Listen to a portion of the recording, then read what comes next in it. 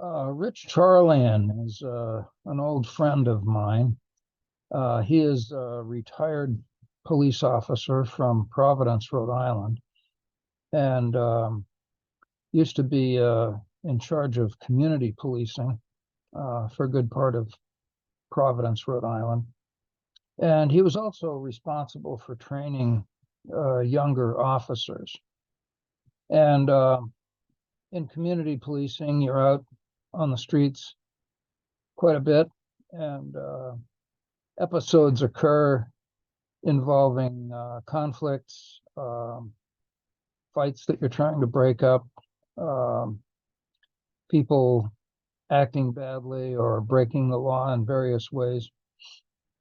There's a lot of opportunity for tension, and there are things that will happen to make officers angry. Uh, and as we know, when you're angry, you're different. You make decisions differently, and sometimes um, those aren't good decisions. You know, they're impulsive, they're mean-spirited, and so on. So Rich developed some skills to teach his young officers about how to handle situations like that. And the central skill that really impressed me was a question that he trained his officers to ask themselves when they were in a difficult situation.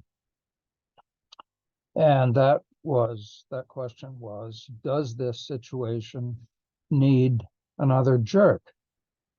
And the answer to that question is always no. There's no situation that really benefits from having one more jerk added to the mix. Um, but that would often produce some benefits for the officer and for the other people involved in the altercation. Now, it might be a kid who's being apprehended and perhaps handcuffed and put in the back of a police car. And the question arises: how do you do that? Do you do it roughly? Do you do it in such a way as to cause pain or to cause the person to bump their head on the car and things like that? There are a lot of little decisions that can be made either in the direction of violence or nonviolence. And when you ask yourself, does this situation need another jerk? It pushes you back toward the nonviolent side, even if you're angry. It's a skill that you can teach yourself. And it's empowering because that question can prevent you from closing doors that should remain open. It can prevent you from making an enemy that you really don't need to make. It can preserve options for the future. Maybe that person will be a useful ally or friend next week. It potentially cuts off a cycle of violence that might be about to start if you let your anger be unleashed in an impulsive way. So I think it's a really good skill question.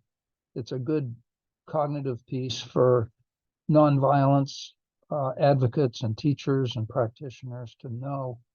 And it's a meaningful question for most people. Most people don't want to be jerks. And we are often drawn into being jerks by situations that we find ourselves in.